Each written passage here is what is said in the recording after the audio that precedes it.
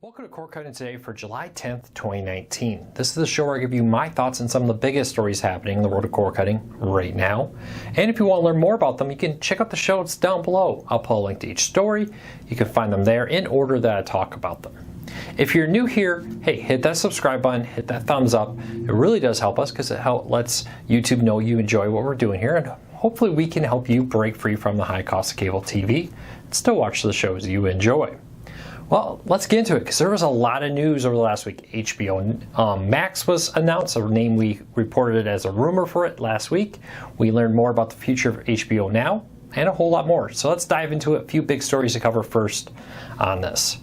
TCL is having a big sale right now. They seem to be clearing out a bunch of Roku TVs. We are due for a new line of new Roku TCL TVs. We do know that the new line of 6 series TCL TVs has been approved or has been passed through the FCC. Don't know when this is going to be coming out. Could be this fall for all we know. It's not unusual for a summertime FCC approval to result in a fall Christmas era timeline of a release. But if you want a really good Roku TV like the one behind me, you can get a 50-inch 4K HDR Roku TV for just $279.99. This is their 4 series, which is a very good TV, especially if you're looking for a cheap, large TV. Put a link to the deal down in the show notes down below. All right, let's get into the news. Number one story, I thought this was very interesting. TDG, which is a well-respected research group, says reportedly half or more of Netflix's most popular shows, so not half or more of their catalog, but half or more of Netflix's most popular shows could be leaving Netflix. According to reports, Disney, NBC Universal, and Warner Media owns rights to half of Netflix's most popular shows. In the last week or so, we've heard about The Office leaving, now Friends leaving Netflix. Of course, The Office doesn't leave until the start of 2021. Friends doesn't leave until 2020, so you have plenty of time to binge watch, but they are subject to leaving. And that's kind of the tough spot Netflix is in, right? These contracts are set. Netflix can keep them until the contract's up. But when that contract's up, it's either they have to rebid for them or hope that the parent company is interested in giving them the rights again, selling them the rights again. According to reports, Warner Media spent hundreds of millions of dollars to buy the rights of Friends back from Netflix so that they could air it on their streaming service. The Office, I'm not sure if that contract just expired or if they paid money to buy that back. Considering it runs until the beginning of 2021 and the NBC Universal service launches sometime in 2020, I would say that probably just is the end of the current contract. Now, this doesn't mean Netflix won't have a ton of good content. Netflix has been really upping their original content to counter this kind of stuff, to counter the fact that they are not able to guarantee that the show you see here will be on Netflix today, will be there tomorrow if they don't own the rights to it. Now, this is always the argument. Is Netflix original content any good? I think they have some very good content. Stranger Things, Last Chance U, Orange is the New Black, House of Cards are just a few of the big name shows. But there's many other big name movies and TV shows that Netflix has there.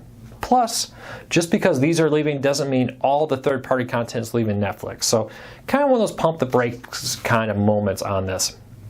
Now, one thing to remember here is I wouldn't necessarily, if you want Friends or you want The Office, I wouldn't run out and get a new streaming service just for that one show, because there's a lot of other ways to do it. Now, you could always buy a season pass on something like iTunes or Amazon Prime here, or many of the other services, or buy DVDs. I saw The Office, you could buy whole seasons of the show for under $5. So really kind of consider what you want here. Is it really worth paying for Netflix if your main goal is to watch The Office? Would it be a lot cheaper in the long run to buy a couple seasons of it and slowly over time build your catalog of content there? And then maybe get a streaming service for the new content, the content you can't get on DVDs. I love going to the local flea market because I can get a lot of great content there cheap. So check that out. Let me know what you think though. I'd love to hear from you on if the loss of things like Friends and The Office makes you less likely to subscribe to Netflix. Would it actually make you get a service like HBO Max from AT&T? Or would it make you just go ahead and we'll buy a DVD set of it? Let me know. I'll love to hear from you. But again, pump the brakes on the fear of everything leaving. I don't think it's going to happen, but it is a very real possibility that some of the most popular shows on Netflix will be leaving. All right, speaking of content leaving, Disney Plus, Apple TV Plus, and HBO Max over the next 2 years are all going to be rolling out. So what are they going to offer? Well, we know Disney Plus is going to have a huge catalog of back Disney content. We know HBO Max is going to have a huge back catalog content of HBO, Cinemax, and Warner Media content. And Apple TV and all these are going to have original content. So we put together a list of all the original content for the big 3 services, Disney Plus, Apple TV Plus, and HBO Max, so that you can take a look at it. And HBO Max is the new service from Warner Media that will be coming out next year. So I'd love to know, does any of this content excite you? Would seeing this content make you want to run out there and subscribe to these services? Leave me a comment, let me know. But if you want to see everything coming to all the services, check out the show notes down below for a link to the full list. It's way too long to read here. Speaking of all these big name services, right? There are a lot of big name streaming services. Netflix, Hulu, Amazon, Disney Plus, Apple TV Plus, HBO Max, and more out there. But what about all the small services? Well, just kind of did a dive into some of the lesser known subscription paid for streaming services. One of the great things about cord cutting is the fact that, hey, you may have an interest in anime. Well, we got streaming services that do nothing but focus on anime. If you're a fan of sports, we got services that do nothing but focus on sports and more. So she dived into 5 smaller ones that you may not know of or you may not have tried, like Acorn TV, to recommend. But I'd love to hear from you. What lesser known paid streaming services? We've talked about the free ones like Pluto TV, Zumo TV, Crackle TV, etc. But what about the paid smaller ones that you may not know about? VRV and more. I'd love to hear from you on what you think are the ones that are lesser known, smaller, but well, should be checked out. So leave us a comment, let me know. I'd love to hear from you. Leave it down below.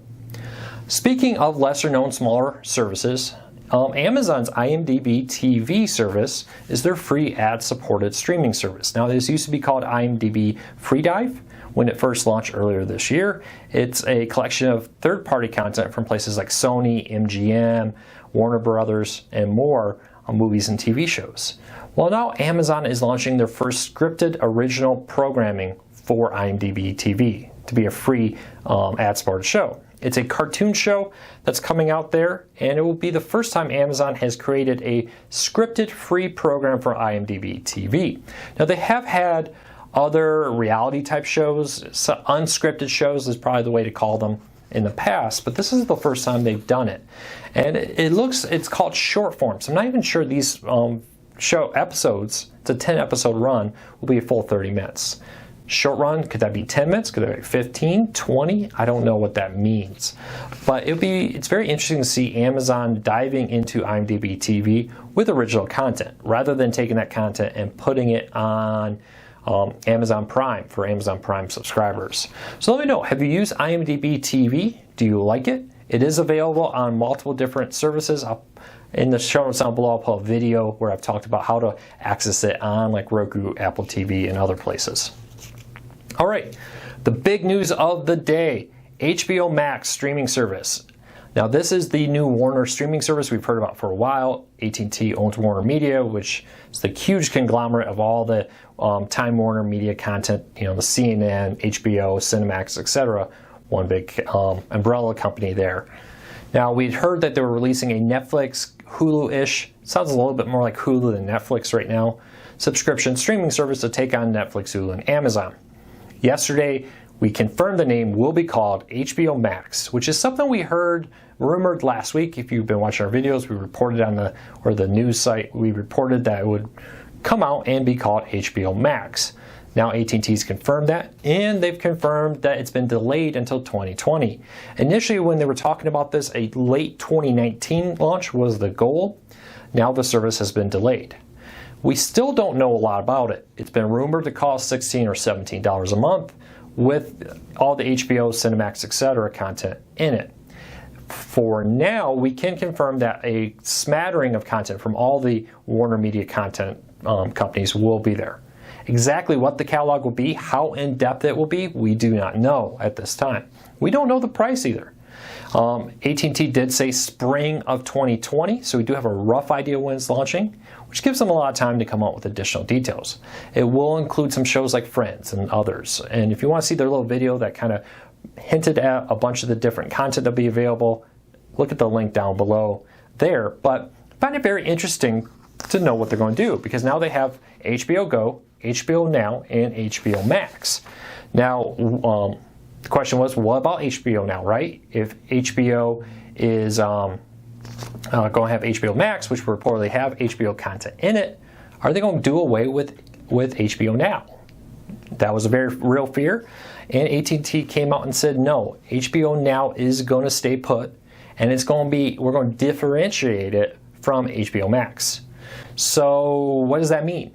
Now, does that mean HBO Max is going to have all the HBO content live when it comes? Does it mean HBO Now is just going to be a cheaper alternative without all the additional content? If it's true that HBO Max is going to be $1 or $2 more than HBO Now, kind of raises the question, why even have HBO Now? If I can for $1 more get a ton more content than what HBO Now offers, why have it? Does HBO Now drop? Do they go from $15 to $10 a month maybe? And then the $16, $17 package will be the HBO Max one? We had heard that there would be different tiers to this service, and then they backed off on that. Is that now the new different tiers? We just don't know. But what we do know is AT&T says HBO Now subscribers will not be forced to upgrade. They will not be migrated over, I think is the words they used. And that HBO Max, HBO Now, and HBO Go will maintain their own separate identities. This could all change. We're most of a year away from this launch, depending on how late in the spring this service launches. So we'll have to wait and see what happens. But I'd love to hear from you. What do you think of HBO Go or HBO Now and HBO Max? Do you think that's confusing? Do you plan to subscribe to HBO Max? I'd love to hear from you and what you think of this. And check out the show notes down below where we have a link to these stories where you can read them for yourself. Read the statement from AT&T about HBO Now. I'd love to hear your opinions though, because this is very confusing. It's going to be kind of one of those times where everybody tries to throw something against the wall and see what works. Some of this is going to work, some of it's not. I predict that a year from now we're going to see some well-known streaming services shut down. We've already seen that happen in the past. We'll continue to see it happen as people figure out, hey, I like this, I don't like that. So I'd love to hear from you what you think will happen. So I hope you all have a great day. We'll be back tomorrow with more cord-cutting news, tips, tricks, and reviews. And of course, I'd love to hear from you and your feedback. We really do appreciate it. We really appreciate your support. Your YouTube channel is seeing great growth. It's mainly from great viewers like you watching these videos, hitting that notification bell, and telling your friends. So thank you. I appreciate it. I'll see you tonight, 8 p.m. Eastern, for our cord cutting Q&A live here on YouTube. And I'll be back tomorrow for cord cutting today. Have a great day. I'll see you tomorrow.